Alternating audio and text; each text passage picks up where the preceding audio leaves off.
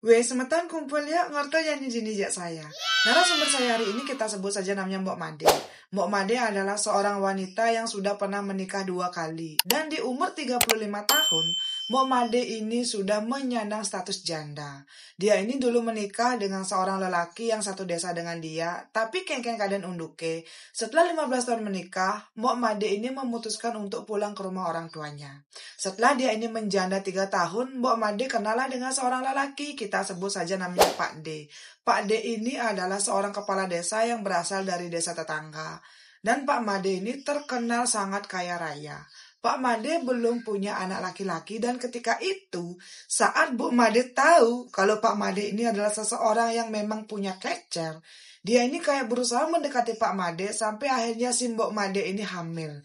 Saat Mbok Made bilang kalau dia sudah berbadan 2, Pak Made sangat bahagia dan langsung menikahi Mbok Made saat itu juga. Saat Mbok Made dengan Pak Made ini masih pacaran, Mbok Made selalu mendapatkan apapun itu yang dia inginkan.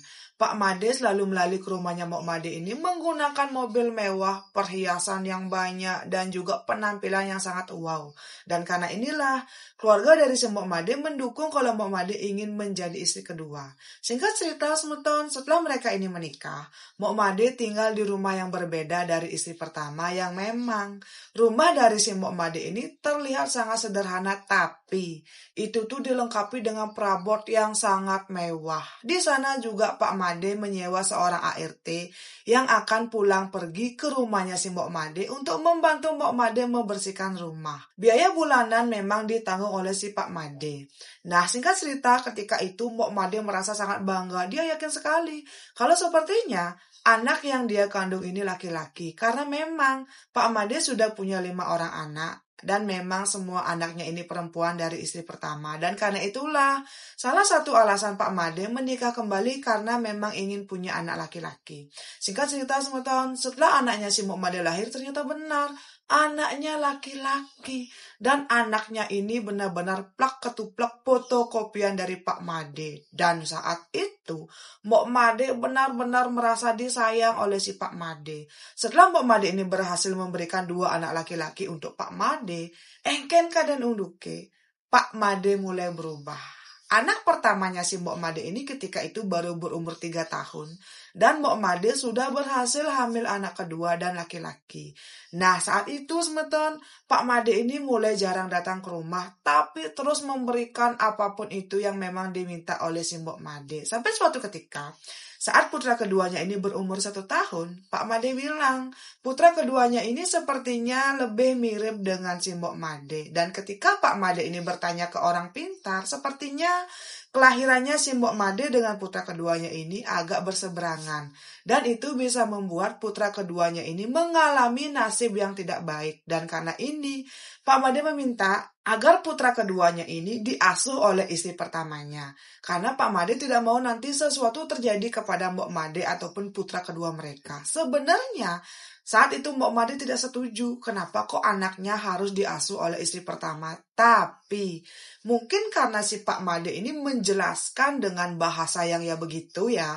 Sehingga Mbok Made ini tidak mau berdebat. Dia pun mengikhlaskan putra keduanya ini sampai berumur 5 tahun diasuh oleh istri pertama. Tapi dengan catatan, kapanpun Mbok Made ingin menengok putra keduanya ini, tidak boleh dilarang oleh istri pertama. Saat itu, dari umur 1 tahun, putra keduanya ini dibesarkan dan juga diasuh di rumah istri pertama. Dan kengken kadan unduke.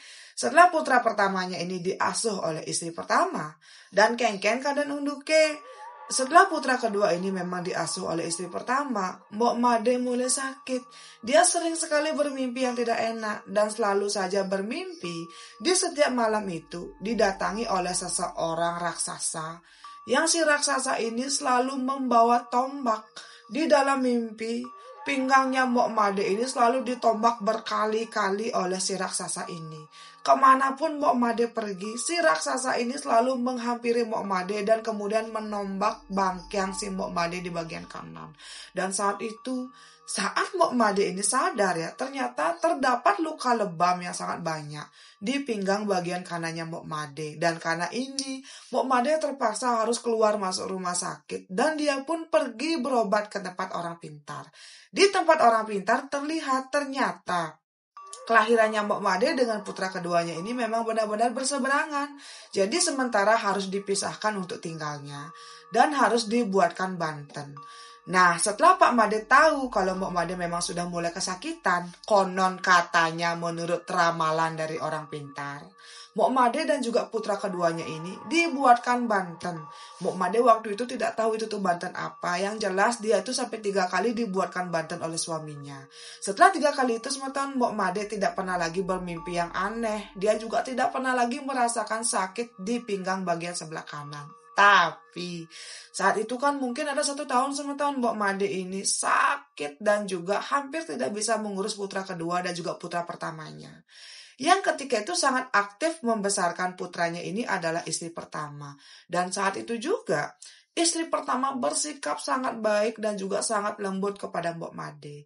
Hampir setiap hari dia akan datang ke rumahnya Mbok Made, membuatkan makanan dan juga mengurus putra pertamanya. Dan tanpa sadar, ternyata putra pertama dan juga putra keduanya ini sudah sangat dekat dengan istri pertama. Dan saat Mbok Made sudah benar-benar pulih, Mbok Made kan mulai kembali ya berusaha untuk mendekatkan diri untuk putra pertamanya. Tapi ketika itu terlihat sekali, sepertinya putra pertamanya ini malah lebih dekat dan juga terlihat lebih sayang kepada istri pertama. Nah, di sana Mbok Made mulai kebakaran jenggot. Dia takut jangan sampai anak-anaknya ini akan lebih sayang kepada ibu tiri mereka dan Mbok Made akan ditinggalkan. Karena ini Mbok Made melarang istri pertamanya datang ke rumahnya Mbok Made dan tolong jangan lagi mengganggu Mbok Made. Tapi putra pertamanya Mbok Made ini kengken keadaan unduke. 1 hari saja tidak bertemu dengan ibu tirinya. Menangis dan juga marah-marah kepada Mbok Made. Dan terpaksa Mbok Made membiarkan lagi dan lagi putra pertamanya ini bertemu dengan ibu tirinya. Singkat cerita semeton, setelah Mbok Made ini menikah 6 tahun, kengken keadaan unduke ya, putra pertama dan keduanya malah lebih lengket dengan ibu tiri mereka. Dan ketika itu, saat Mbok Made ingin mengambil kembali anak keduanya, putra keduanya tidak mau dan malah lebih memilih tinggal dengan istri pertama. Nah, di sini Mbok Made benar-benar tai kepolo. Kenapa? Kok bisa-bisanya suami dan juga anaknya malah lebih nempel ke ibu tirinya? Dan kenapa juga di sana kok Mbok Made merasa ditipu? Setelah kedua anaknya ini terasa lebih nempel kepada madunya, Mbok Made kok merasa suaminya mulai jarang datang ke rumahnya Mbok Made. Suaminya hanya akan memberikan nafkah secara materi, tapi jarang sekali akan datang dan juga tidur di rumahnya Mbok Made. Dan ketika itu, Mbok Made juga sadar, sepertinya kenapa ya kok seolah-olah dia itu cuma dijadikan mesin pencetak anak agar suaminya ini punya anak laki-laki. Dan setelah suaminya ini punya keturunan laki-laki dari Mbok Made, kok dia merasa seperti diabaikan semeton. Dan karena inilah Mbok Made mulai marah-marah dan juga meminta haknya. Dia bertanya kepada suaminya, kenapa kok suaminya datangnya kok jarang sekali sekarang dan kenapa kok putra-putranya ini lebih sering dibawa ke rumah istri pertama yang padahal kan dia ibu kandung dari anak-anaknya. Dan ketika itu suaminya memberikan beribu alasan. Dia bilang, waktu kamu sakit kan istri pertama yang merawat anak-anakmu, jangan kayak gitu, kasihan anak-anak kita. Nah, di sini pun Mbok Made mulai tai kepolo. Dia merasa kok sepertinya suaminya ini lebih membela istri pertama dan malah menyudutkan Mbok Made yang tidak terima kenapa kok dia diabaikan oleh anak dan suaminya sendiri. Ketika itu Mbok Made merasa tidak terima. Kenapa? Kok bisa-bisanya malah istri sah yang dianggap sebagai ibu peri? Karena ternyata di masyarakat ada gosip yang tersebar. Istri pertama ini benar-benar baik karena mau dimadu dan juga mau membantu merawat anak dari istri keduanya. Dan saat itu, kenapa kok masyarakat menganggap sepertinya Mbok Made ini adalah seorang ibu yang malas, sampai kedua anaknya bisa dirawat oleh madunya dan juga lebih dekat dengan ibu tirinya. Nah, saat itu Mbok Made tidak tahu dari mana gosip ini datang. Dan saat itu juga Mbok Made benar-benar berpikir keras bagaimana caranya agar dia bisa mendapatkan cinta dari kedua putranya. Pelan tapi pasti semeton Mbok Made pun mengalah. Apapun permintaan dari suaminya, Mbok Made tidak pernah lagi melawan. Tapi saat putra-putranya ini menginap di rumahnya Mbok Made, di sana Mbok Made mengeluarkan semua isi hatinya. Dia ini merawat putra-putranya sebaik mungkin dan juga berbicara dari hati ke hati. Waktu pun berlalu, ternyata cara ini mampu meluluhkan hati kedua putranya. Dan saat itu, kedua putranya Mok Made pelan tapi pasti mau tinggal lagi satu rumah dengan Mok Made. Dan ketika itu, Mok Made bertanya kepada putra pertamanya, "Nah, ada apa? Kok kamu lebih suka tinggal di rumah Ibu Tiri? Coba dong cerita kepada ibu."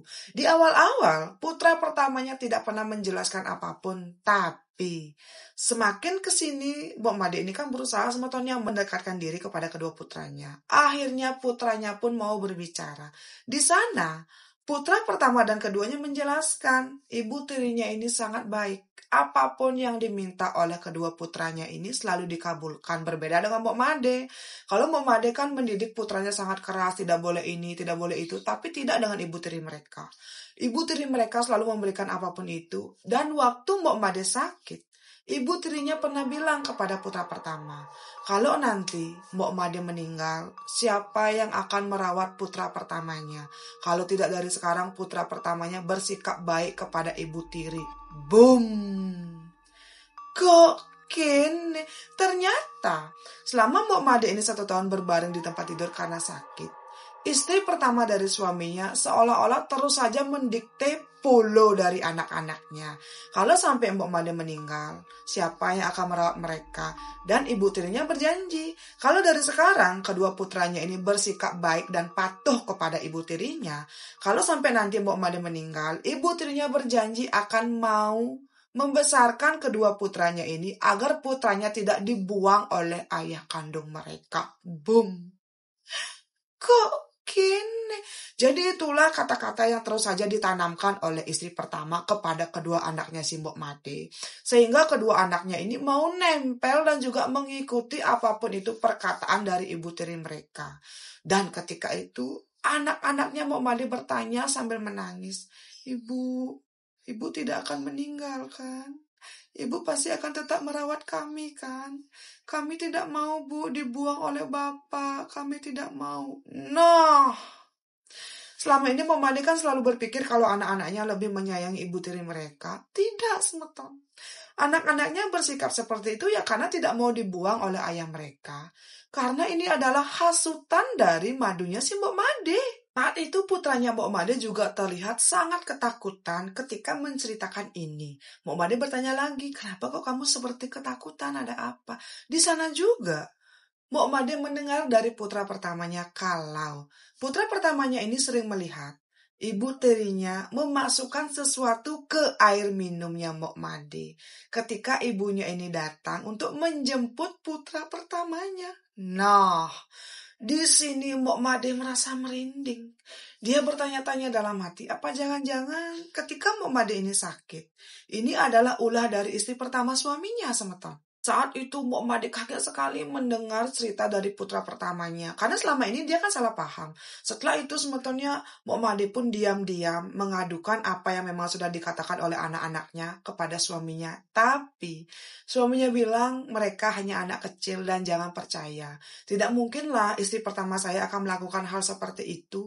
Mereka loh benar-benar sayang kepada anak-anak kita. Ya kamu jangan seuzon gitu loh. Nah, di sana pokoknya suaminya Mbok Made meyakinkan kalau putranya cuma berbohong karena tidak mau lagi mungkin tinggal dengan Mbok Made. Dan mungkin putranya berpikir seperti itu ya karena dia itu sebenarnya memang berpikir kalau Mbok Made akan meninggal ketika Mbok Made sedang sakit. Boom. Kok kene terlihat sekali kalau sepertinya suaminya Mbok Made lebih membela istri pertamanya. Di sana Mbok Made benar-benar marah. Dia itu kayak ingin sekali membalas perlakuan dari istri pertama. Ken kalian unduke. Suatu hari semeton Mbok Made mendengar kabar kalau ayah kandungnya meninggal dunia. Dan Mbok Made pun pulang ke rumah orang tuanya selama 10 hari. Saat itu suaminya Mbok Made datang ke rumah orang tuanya 2 hari sekali. Saat bapaknya ini sudah dikuburkan. Nah, di masa-masa itu Mbok Made sering bengong dan juga berpikir kenapa kok hidupnya seperti ini. Dan saat itulah Mbok Made mencurahkan isi hati yang selama ini dia pendam. Berikut dengan fakta-fakta yang dia ketahui dari anak pertamanya. Dan saat itu, ibunya Mbok Made menawarkan sesuatu kepada Mbok Made.